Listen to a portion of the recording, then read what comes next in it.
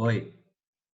Qual que é o filósofo árabe que aparece naquele quadro na Escola de Atenas? Alquinge, Avicenas e Averroes. Os mais importantes são Avicenas e Averroes, tá?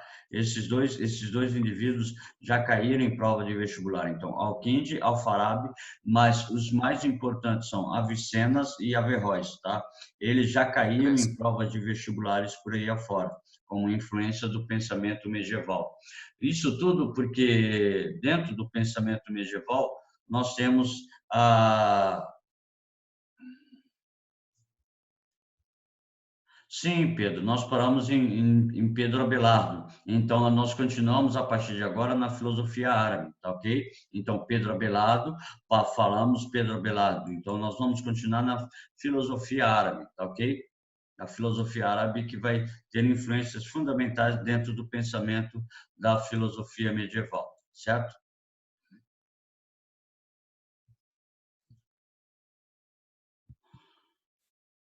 Tá, nós vamos falar do Pedro. Espera aí, só um pouquinho. Tá, eu vou adiantar então. Vamos falar do Pedro e depois a gente volta em filosofia medieval para o seu Pedro ficar tranquilo a respeito do Pedro Abelardo, que é contemporânea, que é uma estrutura do pensamento a ele, certo? Certo, seu Pedro? Então tá, a gente fala então da filosofia do Pedro Abelardo, deixa eu pegar aqui, e a gente fala depois a respeito da filosofia medieval. A questão é o seguinte, que dentro do pensamento da escolástica, alguns pensadores vão divergir dentro daquela possibilidade de ideia onde Deus seria o centro do universo. Então, a ideia da escolástica é conciliar fé e razão. Para conciliar fé e razão, eu tenho que estabelecer uma relação entre as duas, certo?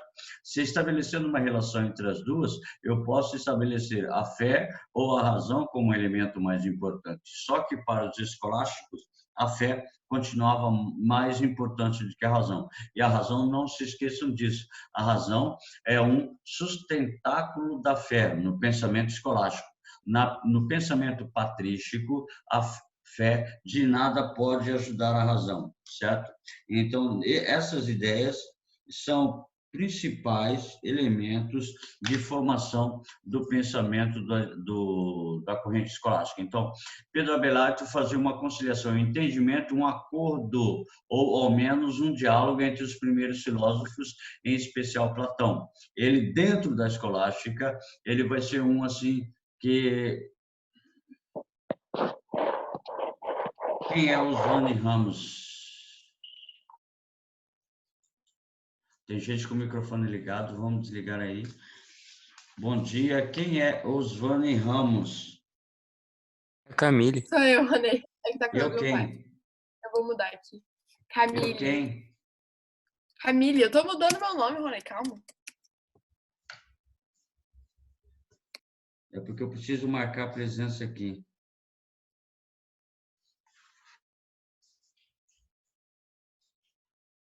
Quem é Oswani Ramos? Bom, depois vai Camille ficar. Agra. Que Maria? Camille Agra. Camille, tinha que ser você, né? Bom dia, tá? Então, o pensamento de Pedro Abelardo, ele vai recorrer ao pensamento clássico de Platão, um dos pensamentos que vai influenciar as correntes que nós vamos chamar de renascentistas depois. Pedro Abelardo acreditava que os primeiros filósofos, mesmo estando fora do cristianismo, buscavam também a verdade através da investigação da lógica, mas ele vai tentar conciliar os dogmas da Igreja Católica ao pensamento platônico, tá? Que já tinha sido superado da patrística para a escolástica. Os primeiros filósofos e os filósofos cristãos estão unidos pela razão. Então, tentar reunir fé e razão no contexto da patrística, tentar unir fé e razão no contexto da patrística, para que houvesse a possibilidade de desenvolvimento de um conhecimento lógico-racional que justificasse a fé. Então, aqui a ideia é a justificativa da própria fé. Não importa se é com os pressupostos de Platão ou pressupostos de Aristóteles.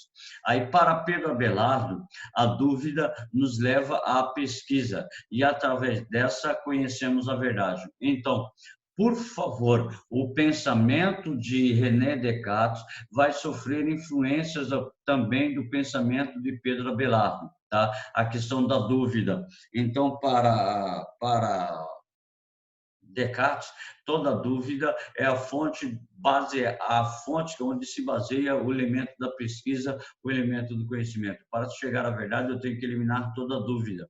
Para Pedro Abelardo, a dúvida nos leva à pesquisa e, através dela, podemos conhecer a verdade. Então, para você conhecer a verdade, você primeiro tem que estabelecer a dúvida sobre algo, alguém ou alguma coisa.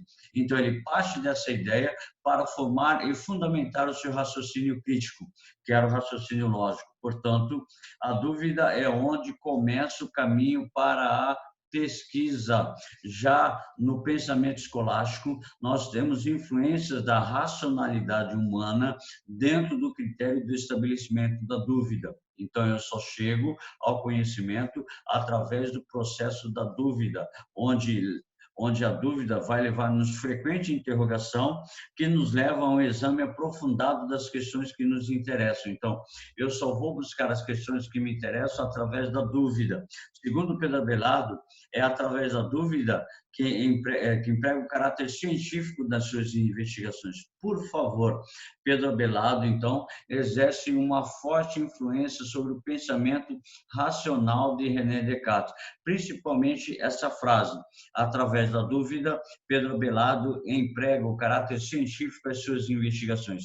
Também porque ele utilizou o critério da matemática.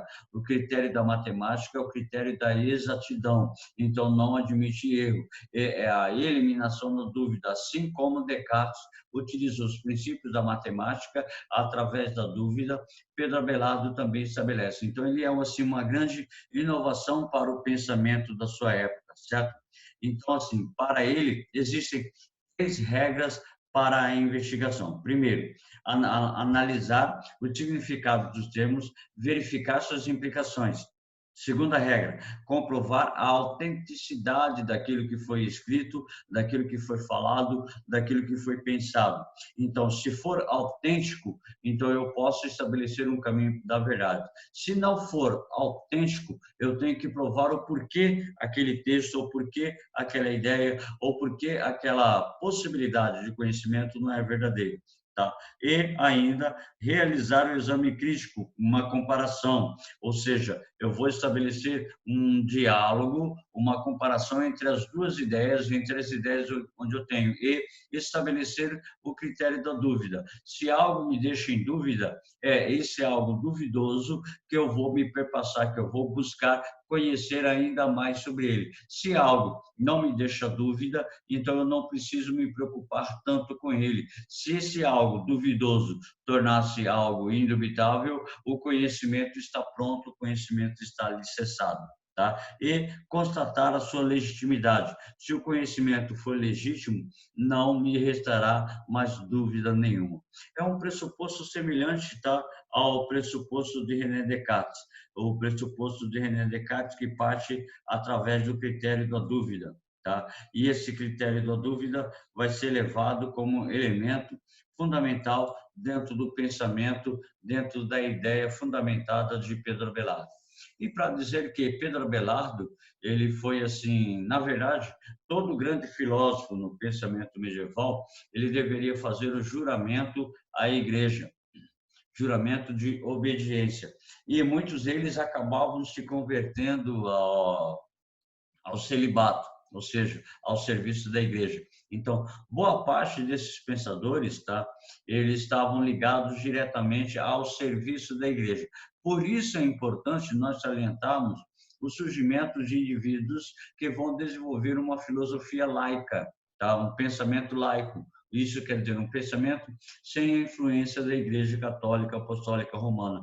Por isso que muitos filósofos renascentistas são extremamente importantes para a formulação do pensamento. Apesar de muitos filósofos renascentistas serem também ligados ao pensamento da igreja, muitos deles romperam com esse pensamento, introduzindo, por exemplo, bases para o pensamento de Martim Lutero, bases para o pensamento das reformas protestantes. E assim também foi com o pensamento da filosofia árabe. Tá? Então, Pedro Abelardo, ele contesta os ensinamentos do pensamento de Aristóteles, ele vai tentar conciliar o ensinamento de Platão ao ensinamento da Igreja Católica Apostólica Romana. Conciliar fé e razão. Mas, para ele, utilizando os métodos da matemática, o importante para se chegar ao conhecimento é a dúvida. Gravem isso. Lá em René Descartes, a gente vai ter uma palavrinha a respeito dessa dúvida. Em Descartes vai ser a chamada dúvida metódica, ou chamada ainda dúvida hiperbólica. O excesso de dúvida conduz à eliminação da própria dúvida, certo? Então, para a gente poder estabelecer a ideia da filosofia árabe, nós temos que estabelecer um princípio de uma breve recordação do pensamento histórico. Para falar sobre filosofia árabe, nós temos que falar aqui um pouquinho da expansão do Império Árabe. Como vocês sabem, Maomé é o grande nome do pensamento, o grande nome da filosofia, o grande nome principalmente da religião árabe. Tá? A partir de 632, Maomé falece, tá? E a partir dali começa o reino dos sultões, o reino dos abássidas, com Abu Bakr, que era sogro de Maomé. Então, aí nós temos uma divisão dentro do islamismo. Nós temos o surgimento de duas seitas islâmicas, tá? Os chamados xiitas e os chamados sunitas. Deixa eu marcar aqui a presença. Os xiitas e os chamados sunitas. Tá? Aí nós temos assim uma contradição dentro do pensamento árabe. Tá?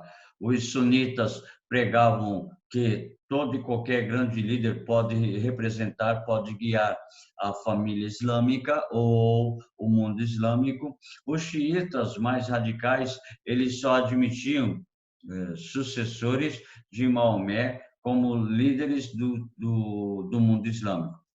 E a partir do século VII, ou seja, 634, 636, começa o processo de expansão árabe. Tá? E sai da Península Arábica e expande por todo o norte da África e também o sul da Europa, ou seja, eles vão invadir todo o Egito, tá? A questão da Líbia até o Marrocos. De lá, eles passam para a Península Balcânica, tá? Aliás, perdão, eles passam pela Península Arábica. Oh, meu pai do céu. Península Balcânica foi, Península Arábica, Portugal e Espanha. Nome da península, por favor, me ajudem. Ibérica. Obrigado, minha querida. Península Ibérica. Passam pela Península Ibérica e vão se situar em Portugal e Espanha. Aí, no século VIII, mais precisamente 715 a 722, eles estão envolvidos na batalha com o Carlos Martel. Tá? Eles vão tentar invadir a França, no sudoeste da França, eles vão travar a chamada Batalha de Poitiers. Até então, eles estavam mais preocupados com a expansão territorial. Dentro desse processo, eles vão acabar influenciando culturalmente, tá, as regiões por onde eles passaram. Então, eles vão ter influências em Marrocos, norte da África, eles vão ter influência em Portugal, eles vão ter influência em Espanha, até mesmo na França, eles vão exercer uma certa influência, mesmo sendo impedidos de conquistar o território por Carlos Martel. Tá? Através disso, começam, aos poucos, um processo de expansão cultural do pensamento árabe. E isso possibilitou a expansão do território, a expansão da língua, a expansão da cultura árabe. Tá? Em história, vocês vão ver depois, no final do período medieval, 1453, a queda de Constantinopla, quando Constantinopla é invadida pelo Império Árabe, e a partir desse momento nós temos a formação do Império Turco-Otomano, ok? A partir desse momento, o pensamento árabe já está assim, espalhado pela Europa, mas nós ainda não tínhamos grandes representantes do nome árabe. Aos poucos surgiram esses pensadores, com a ideia de expansão dos textos clássicos da filosofia de Platão, a filosofia de Aristóteles e Plotino. Plotino é um neoplatonista do início do pensamento medieval. Acontece que a filosofia árabe, chamada de falsafa, ela começa seu processo de expansão também associado ao processo de expansão marítimo comercial, associado ao processo de expansão das chamadas cruzadas medievais. As cruzadas medievais, vocês sabem, vocês viram em história, que as cruzadas medievais ela faz renascer o comércio terrestre e marítimo, aliás, no mar Mediterrâneo, a respeito do processo de expansão territorial. E isso vai fazer com que os árabes exerçam influências sobre alguns indivíduos que estavam nessas rotas comerciais. Por isso, acabam levando o pensamento árabe para o interior da Europa, como foi o caso da França, como foi o caso da própria Inglaterra, como foi o caso da própria Grécia, como foi o caso da própria Macedônia, como foi o caso da própria Constantinopla. Então, a influência do pensamento árabe se deu principalmente através de Aristóteles, principalmente através da medicina, uma grande e importante área do conhecimento científico, porque a medicina ainda era aquela medicina da Igreja Católica, orações, paninho com água gelada para tentar salvar o indivíduo de uma febre. Portanto, uma febre matava. Os árabes eles já tinham técnicas de cirurgias, os árabes eles já tinham técnicas de medicina muito mais avançadas que o lado ocidental. Como, por exemplo, durante a peste negra, os árabes já tinham o conhecimento da peste, já tinham conhecimento do tratamento para a peste, enquanto a Igreja Católica estava ainda atrasada no seu desenvolvimento científico. Então, esses indivíduos eles têm forte influência dentro do pensamento do mundo ocidental. E como pensamento do mundo ocidental, nós temos 4 nomes fundamentais, que o nosso livro-texto também traz esses 4 nomes, chamados Al-Kindi, Al-Farabi, Avicennas e Averroes. Por favor, destaque para Avicennas e Averroes dentro do pensamento aristotélico e principalmente na área da medicina prática, da medicina como um elemento do desenvolvimento científico do pensamento árabe. Então, acreditavam que se a razão humana obedece às regras estabelecidas pela lógica de Aristóteles, ela seria capaz de avançar nas verdades demonstráveis, em tudo aquilo que eu posso estabelecer como conhecimento. Boa parte do esforço desses intelectuais foi articular o texto do Alcorão com os conceitos retirados da lógica de Aristóteles, como a Igreja Católica fazia, adaptar o pensamento de Platão, o pensamento de Aristóteles aos ensinamentos da Sagrada Escritura, ou seja, aos ensinamentos da Bíblia. Eles também procuraram adaptar os textos de Platão e principalmente os textos de Aristóteles ao pensamento do Alcorão, ao pensamento do islamismo. Então, as ideias são baseadas dentro de uma possibilidade de estabelecimento de um conhecimento mais amplo do que os ensinamentos da Igreja Católica. Por exemplo, Al-Kindi, ele fala a respeito do intelecto possível e intelecto agente. Intelecto agente é o indivíduo, intelecto possível seria tudo aquilo que o indivíduo pode conhecer, pode perceber através da sua razão, através da sua lógica. Portanto, entender Deus, ou Alá, né? Entender Alá através da própria lógica de Aristóteles, através do próprio conhecimento formulado dentro de uma estrutura científica, não fora disso. Então, Al-Farabi, ele fala da doutrina da distinção entre essência e existência, base fundamental dentro do pensamento de Aristóteles para fundamentar, para tentar exibir a essência e a existência de Deus, provar a essência e a existência de Deus. Só que, como nós falamos, elemento mais importante, Avicenna, tá?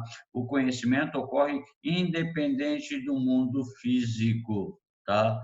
No mundo físico. Então, ele cria 3 condições para que esse conhecimento possa existir. Primeiro, o ser necessário por si, o ser necessário por si e possível por outros, tá? E o ser possível.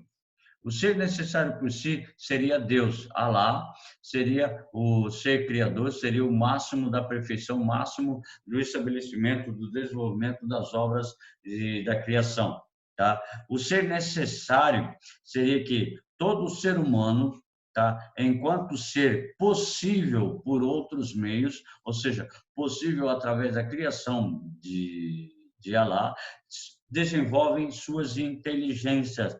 Essas inteligências seriam a capacidade de perceber esse ser necessário, essas inteligências seriam doadas por Deus para que o homem pudesse perceber o mundo que o cerca, para que o homem pudesse perceber, tá, o mundo físico. E o ser possível, a matéria e tudo que é feito dela, baseando-se dentro da teoria das 4 causas de Aristóteles. Ele desenvolve, tá, 3 condições para perceber o ser. Então, o ser necessário por si, que seria Alá ou Deus, o ser necessário por si e possível por outros meios, ou seja, ele só é possível através da intervenção de outro ser, no caso, o ser humano e Deus, certo? E o ser possível, que é necessariamente a matéria de tudo aquilo que é feito, de tudo aquilo que é composto.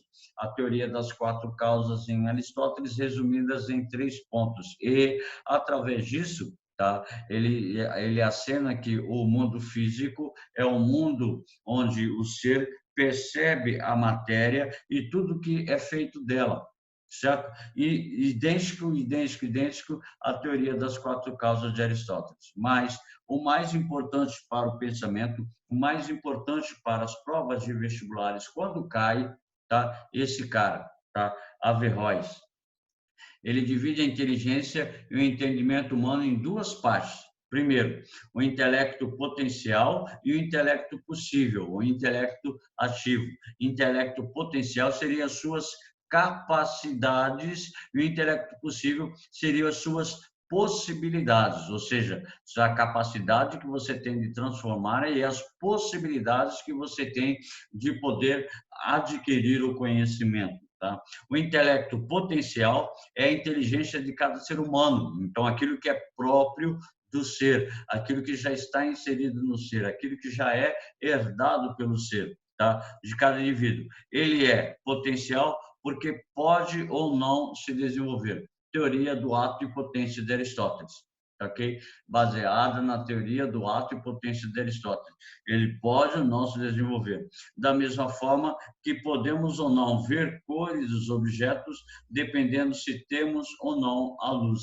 Aí ele vai pelo empirismo aristotélico também. Então, a percepção do mundo sensível, a percepção do mundo material se dá através das condições do intelecto potencial. Através disso, posso ou não estabelecer o conhecimento das coisas. E ficou muito conhecido através das traduções das obras de Aristóteles. Ele foi um dos maiores tradutores da língua árabe do pensamento de Aristóteles, certo? E ainda, tá, na medicina, muito desenvolvido o conhecimento dele a respeito da medicina. Inclusive, alguns compêndios de medicina, algumas obras de medicina tratam do pensamento de Averroes como o grande indivíduo a desenvolver a filosofia árabe, certo?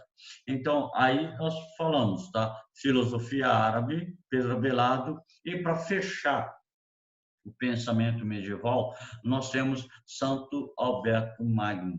Ele é um grande catedrático do pensamento escolástico. Ele viveu e participou de muitas universidades, ele deu aula de muitas universidades, tá, na França. Tá? Santo padroeiro das ciências naturais, Alberto Magno procurou adaptar as teorias de Aristóteles à filosofia cristã. Todo mundo estava fazendo isso. Tá? E isso é final do pensamento escolástico. Recuperou para a cultura ocidental os estudos científicos do grande pensador. Então, apesar de ser padre da igreja, apesar de estar ligado diretamente ao pensamento da igreja, ele deu um pontapé inicial aos estudos das ciências naturais dentro da sua época, dentro do seu período. Especulando sobre o conhecimento da verdade, Alberto Magno procurou demonstrar que se podia alcançá-la tanto por meio da revelação e da fé, quanto por meio da ciência. Não havia contradição entre esses dois caminhos, ou seja, a fé, eu vou buscar o conhecimento, a verdade, através da teologia, gravem isso, a fé é representada aqui pela teologia, tá? E a razão representada pela ciência. Então, não são incompatíveis, elas são complementares, ou seja, elas, embora houvesse mistérios acessíveis somente à fé, tá? Em alguns aspectos da doutrina cristã, como a imortalidade da alma, podiam ser compreendidos também através da razão, tá? Ou seja, através do pensamento racional, eu posso estabelecer o conhecimento adequado a respeito dos dogmas, a respeito dos mistérios da própria fé. Certo? A importância da razão viria a ser uma das principais características da sua filosofia, que de seu notável discípulo, São Tomás de Aquino. Então, o que acontece? São Alberto Magno abriu as portas para a conciliação entre fé e razão. Ele abriu as portas da conciliação entre o pensamento clássico, tá? Ou seja, o pensamento de Aristóteles e o pensamento da Igreja Católica. E fundiu esse pensamento, deu um suporte ao elemento do pensamento medieval. Mas, na Idade Média, ninguém queria, tá? O pensamento cristão queria sobressair ao pensamento racional, que os filósofos eles queriam sobrepor o pensamento cristão a qualquer outra forma de ensinamento. Então, o que acontece? As mudanças que vão ocorrer a partir do século XIII, XIV e XV, dentro do pensamento renascentista, as mudanças que vão acontecer é justamente o fruto do excesso de intolerância do pensamento sacro cristão. Tá? Um excesso de intolerância dentro da possibilidade de se utilizar a razão, ou seja, os filósofos do pensamento renascentista eles vão tentar resgatar a filosofia clássica agora, sem tentar conciliar a fé com a razão.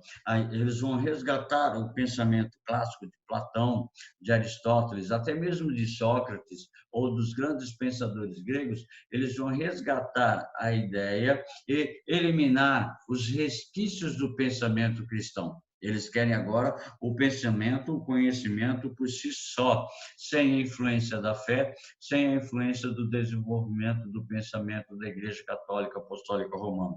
Para isso, nós temos que relembrar algumas características do pensamento renascentista. Tá? O Renascimento é o resgate cultural dos elementos da filosofia clássica greco-romana, porque, segundo os homens do final da Idade Média, os gregos e os romanos tinham maior conhecimento sobre a vida e a natureza do homem, que foi deturpado pelo pensamento medieval, que foi assim excluído do pensamento medieval. Então, nós temos algumas características que são fundamentais, tá? Humanismo, antropocentrismo, individualismo, racionalismo, principalmente esses três elementos fundamentais, o antropocentrismo, o individualismo e o racionalismo, se faz presente dentro do pensamento, tá? Da filosofia renascentista ou do pensamento renascentista, tá? Então, o antropocentrismo, tá? A valorização do homem, tá? A valorização do homem como centro do universo, como contrapondo o pensamento teocêntrico do pensamento da igreja, o individualismo, ou seja, deixa agora o elemento do coletivismo, de fazer boas obras, de viver coletivamente, de buscar a vida ascética. Agora eu sou responsável pela minha salvação. Eu sou responsável por tudo aquilo que eu faço. É o ser humano responsável por suas ações. Ele não se baseia em nenhum pensamento ascético, certo?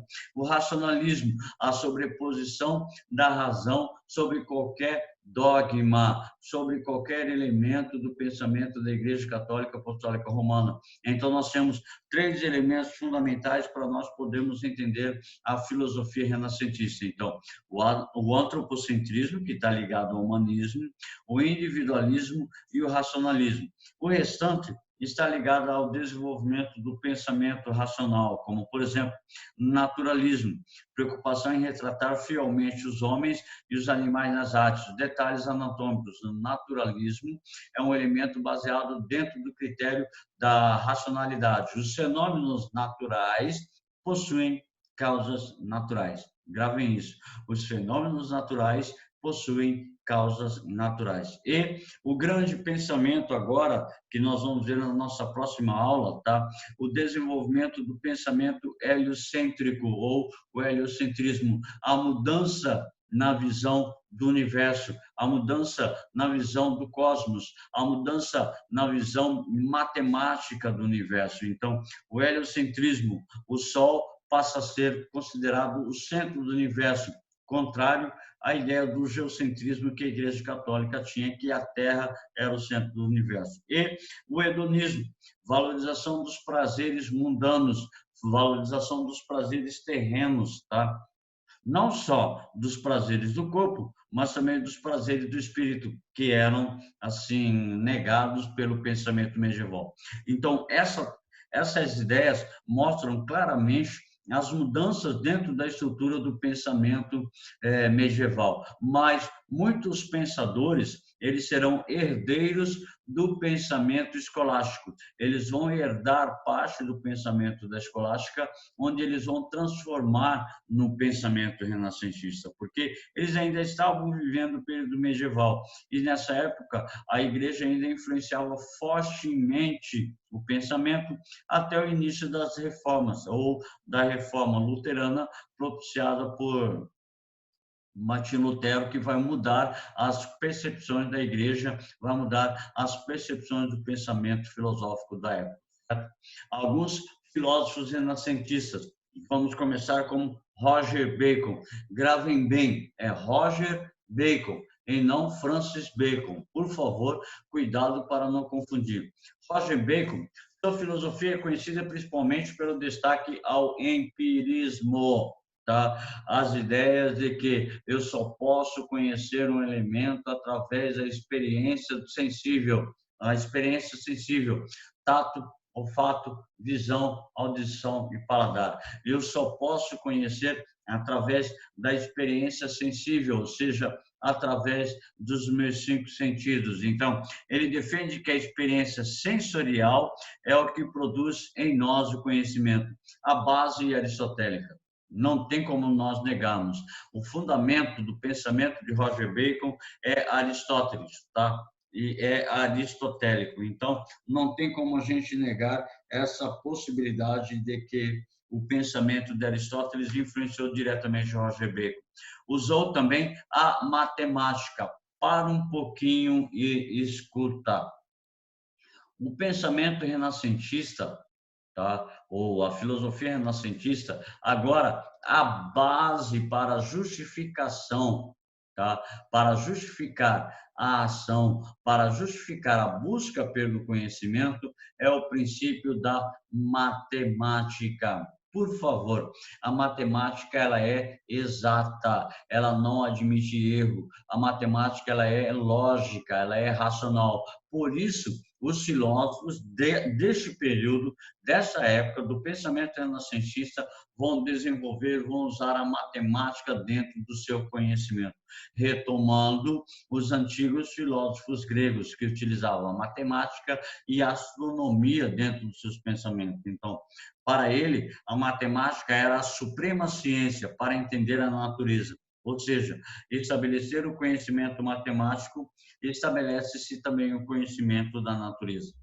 Para Roger Bacon, o seu método de conhecimento científico deve seguir a ordem da pesquisa iniciada pela observação. De novo, a experiência. Para ele, a observação é fundamental para estabelecermos a experiência dos objetos e das coisas, ou seja, tá? Observação da natureza, pois o observador deve levantar hipóteses para entender o fenômeno da natureza e, por último, deve comprovar as suas hipóteses através da experimentação. Aristóteles 100%. Ele pega o pensamento de Aristóteles, ele vai adaptar alguns pormenores de Aristóteles e vai desenvolver a busca pelo conhecimento através da experiência. Então, o processo de observação, hipótese e experimentação não tem fim e é aplicado em cadeia dos acontecimentos que se relacionam e criam os conhecimentos científicos. Então, ele foi assim, o suporte, a base para desenvolver o pensamento científico dentro do Renascimento, certo? A comprovação das verdades somente pode ser feita através da experiência, tanto que pode ser interna como externa, ou seja, interna através das minhas percepções, externas através dos meus sentidos, certo? Então, através disso, a experiência externa é que conseguimos através dos nossos sentidos, através de alcançarmos a natureza. A interna depende diretamente da iluminação divina e é através dela que conseguimos alcançar as certezas sobrenaturais. Então, ele tem assim um pouco de Santo Agostinho a respeito da teoria da iluminação. Então, eu vou alcançar, por meio da iluminação, as minhas percepções, elas serão estabelecidas por meio da iluminação divina e as experiências externas, os meus sentidos vão captar o elemento e vão me dizer o que o elemento é. As duas verdades levam o homem ao seu objetivo, que é atingir a felicidade e a salvação. Então, a salvação viria por meio das ações internas e das ações externas, segundo Roger Bacon.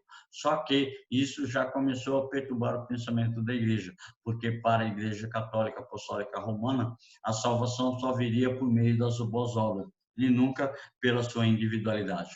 Certo? Outro pensador dentro da ideia do Renascimento, Guilherme de Ockham. Quase nunca cai esse cara em prova de vestibular. Tá? Roger Bacon já caiu citações sobre ele, mas não específico a respeito dele. Guilherme de Ockham, para Ockham, a fé não pode fazer conhecer de maneira clara e inequívoca as suas verdades.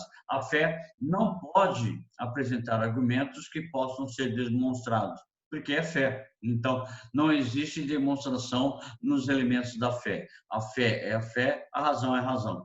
A verdade manifesta por Deus não pertence ao mundo racional, então pertence à teologia, ao mundo da fé. A filosofia não pode submeter à teologia, porque a teologia não é uma ciência, mas uma série de afirmações e sentenças que não se relacionam lógica e racionalmente. Ou seja, a teologia é um dado de fé. Então, é por isso que hoje nós falamos fé é fé, razão é razão. Os elementos da fé ficam para a teologia, os elementos da razão ficam para a ciência. Então, nós não podemos contrapor, não. Nós não podemos conciliar fé e razão, porque ambas têm ideias distintas. Então, cada uma na sua própria área, cada uma na própria sentença. Então, Guilherme de Ockham ainda afirma que o que une as afirmações da teologia é a fé e não a razão. O que une os elementos de desenvolvimento da razão é o conhecimento científico. Então, ciência de um lado, razão do outro. Ele deixa bem claro essa separação, certo? Outro indivíduo, Nicolau de Cusa. Para alcançarmos a verdade de alguma coisa, o caminho mais utilizado é relacionarmos algo que temos por verdadeiro com algo que temos incerto de ser verdadeiro, ou seja, estabelecer as verdades e as não verdades. Tudo aquilo que é verdade, eu coloco como elemento conhecido ou perceptível. Tudo aquilo que é incerto, eu vou estabelecer uma análise. Este método funciona para as coisas finitas, que podem ser de fácil ou difícil entendimento. Então, eu não posso estabelecer o conhecimento adequado de Deus. Mesmo se alguma coisa finita é difícil de compreensão, é possível conhecê-la. Tá, tudo bem. Dentro da ciência, dentro dos sentidos, nós podemos conhecer. Ainda que não no presente, mas no futuro. Ou seja, técnicas, ou seja, desenvolvimento de percepções, desenvolvimento de novas teorias, eu posso perceber, eu posso conhecer aquilo que hoje eu não conheço. Só que o mesmo não acontece se algo for infinito.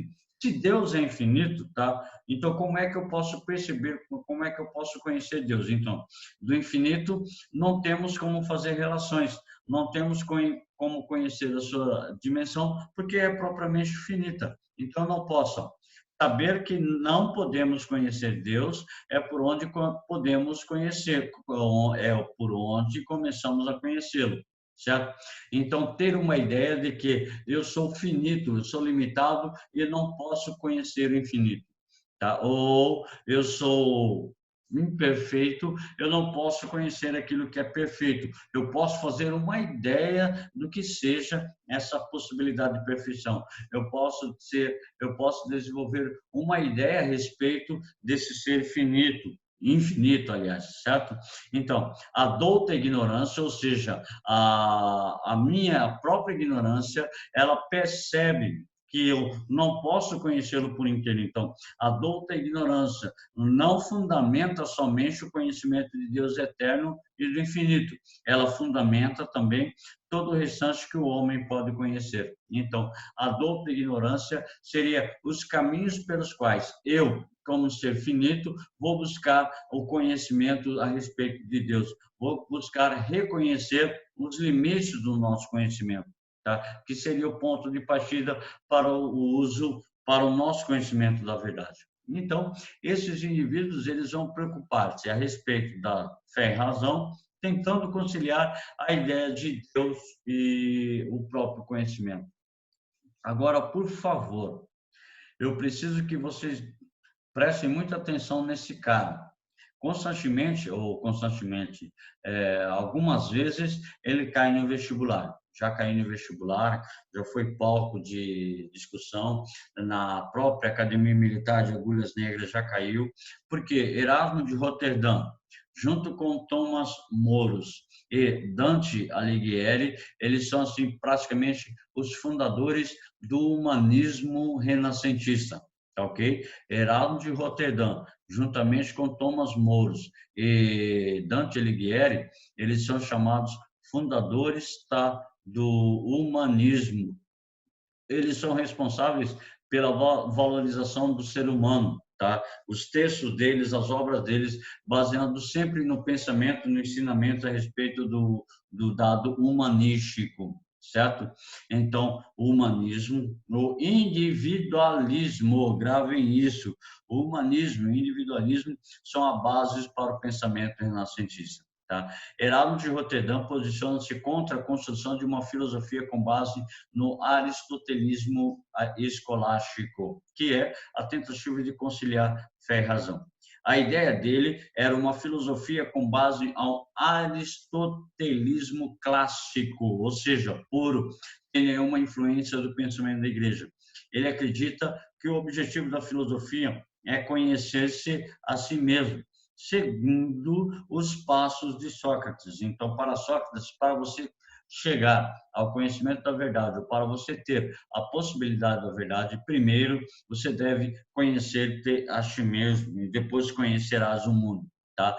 A respeito disso, ó, conhecer-se a si mesmo é atingir a sabedoria que está nas pessoas. Não precisam de grandes aprofundamentos filosóficos, basta a leitura e o entendimento de poucos livros, que para ele são os evangelhos e as epístolas de São Paulo. Ou seja, influenciado pelo pensamento escolástico, ele vai contra propriamente a escolástica, porque, segundo ele, esses textos eles são a valorização da figura do ser humano. Ok? A partir desses textos, nós temos a valorização do ser humano. Então, através do entendimento desses livros, pode-se retornar à verdadeira natureza do cristianismo, pode-se renascer. Ou seja, ele queria um retorno ao cristianismo primitivo, a base, a fundamentação da fé primitiva no cristianismo. E não um cristianismo já moldado pela Igreja Católica Apostólica Romana, moldado pelos homens da igreja, moldado através de muitas ações que vão deturpar o pensamento cristão, certo? Para ele, para Erasmo de Roterdã, esse renascimento, tá? E o retorno aconteceria para que esse renascimento e o retorno aconteçam, é necessário tudo que foi criado pelo poder eclesiástico, tá? Rejeitar todo o pensamento. É o que nós acabamos de falar. Retrazer ou trazer novamente o pensamento clássico de Platão, sem nenhuma influência do pensamento da igreja. O cristianismo tem que voltar às suas origens, ao entendimento das verdades simples que os evangelhos mostram, ou seja, buscar a bondade, a caridade, sem se preocupar com a política, sem se preocupar com o engrandecimento econômico. Então, para Erasmo de Roterdã, o caminho da sabedoria e da salvação é simples e passa pela presença da caridade e pela fé sincera. Então, a partir daí, nós vamos ter influências que Martinho Lutero vai pegar, como, por exemplo, a fé sincera e a caridade são os elementos constitutivos do pensamento da salvação para o Martinho Lutero, tá?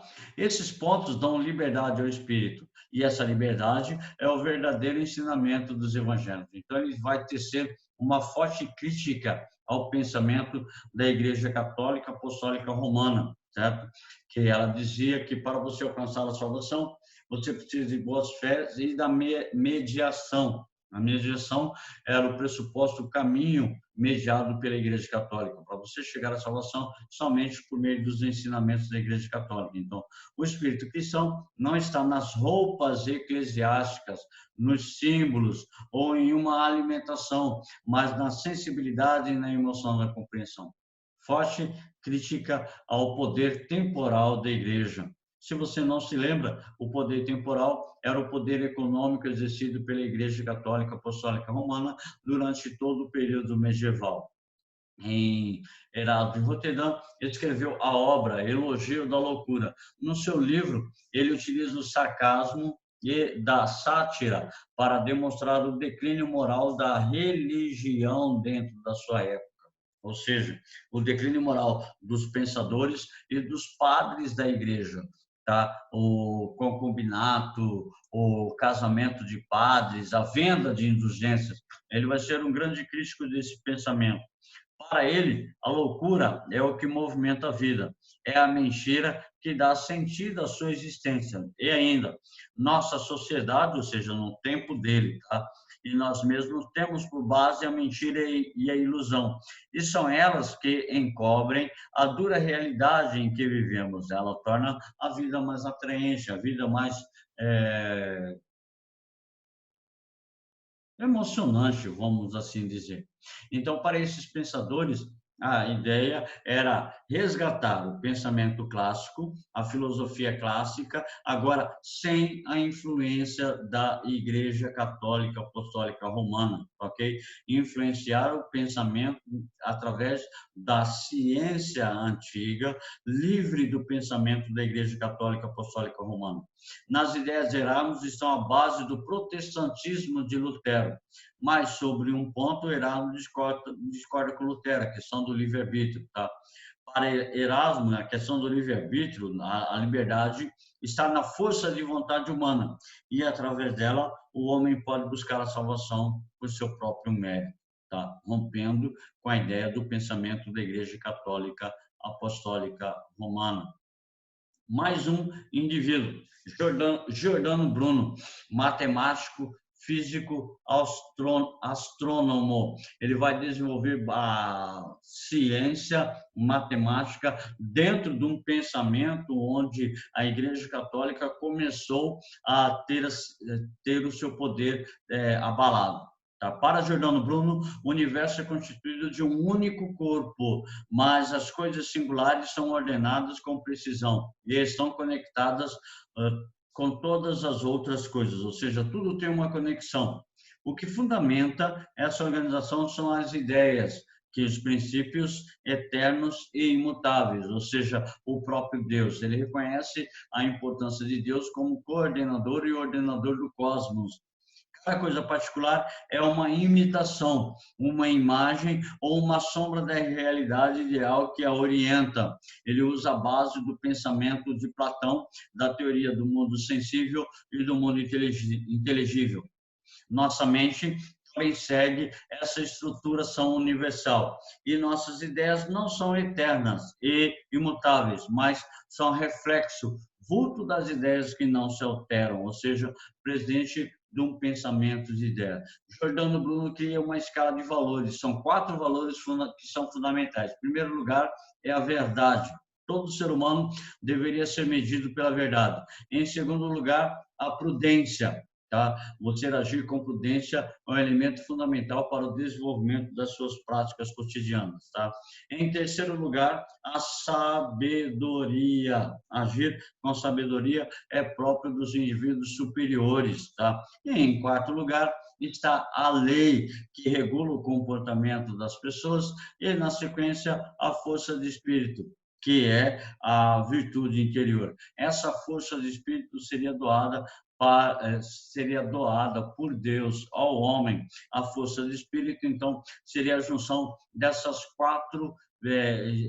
4 valores que para eles são fundamentais. Então, verdade, prudência, sabedoria e a lei. E a força do espírito seria a sua capacidade de interpretar esses 4 valores para que você possa agir de acordo com as suas possibilidades de um bom cristão e um honesto cidadão.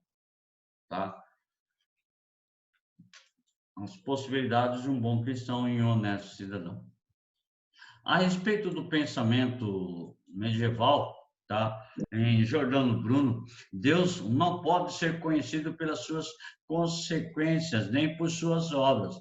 Da mesma forma que não podemos conhecer o escultor pela sua estátua, mas não podemos conhecer Deus, porque ele está muito além da nossa capacidade intelectiva. Isso é uma ideia fundamentada a respeito do pensamento renascentista também, que vai ser influenciada dentro do pensamento de Descartes. Descartes, para provar a existência de Deus, ele usa o argumento da perfeição e da imperfeição. Então, se eu sei que eu sou imperfeito, eu desenvolvo a ideia do ser perfeito, mas não que minha inteligência, a minha capacidade intelectiva é capaz de perceber a própria existência de Deus. Então, no caminho mais digno para nos aproximarmos de Deus é através da sua revelação, que viria por meio do estudo dos textos sagrados, certo? Agora, estudar os textos sagrados, ler a Bíblia, interpretar a Bíblia livremente, sem a influência do pensamento da Igreja Católica Apostólica Romana, que deturpava, que manipulava o pensamento de todo homem, certo? A gente termina aqui a filosofia renascentista. Próxima aula nós temos 3 ainda renascentistas, que é o Nicolau Copérnico, Galileu Galilei e o nosso ilustríssimo Nicolau Maquiavel. Mas eles são pensadores da transição. Por isso nós temos que fazê-los, estudá-los separadamente desse restante dos indivíduos. Tá? Agora, nesse exato momento, eu preciso que vocês acessem, tá, a pasta de filosofia no Google Classroom. Tá? Vocês vão agora, nesse exato momento, só abrir a internet, vão entrar na pasta do Google Classroom, filosofia, e vão me fazer as atividades que estão lá, tá? Na pasta do Classroom, terceiro ano, filosofia, vocês vão entrar e fazer a atividade que eu postei lá para vocês, tá? Deixa eu achar aqui as atividades, tá? Ronei, Oi. e a aula de redação? Você chegou atrasada, não ouviu. A aula de redação não vamos ter hoje, porque vocês vão ter prova de redação essa semana. Aí a Miriam pediu para eu tocar a minha aula, porque a aula de redação não seria viável, porque vocês teriam aula de redação comigo e não poderiam fazer com ela, porque vocês vão ter prova de redação, certo, Carla? Certo, Carla? Sim. Então, tá ok. Entrem agora, para entrar agora no Google Classroom e fazer a atividade de filosofia que eu deixei lá. São uma atividade de teste, são 2 atividades de teste, tá? Você fazendo, dá um ok aqui para mim, tá? Você fazendo, dá um ok na sala, por favor.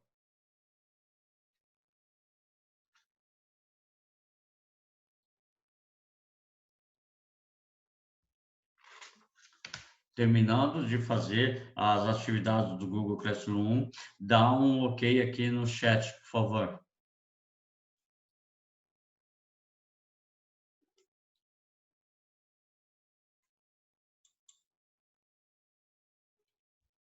Ok, João Pessini. Verifiquei aqui, João Pessini, está feita sua atividade.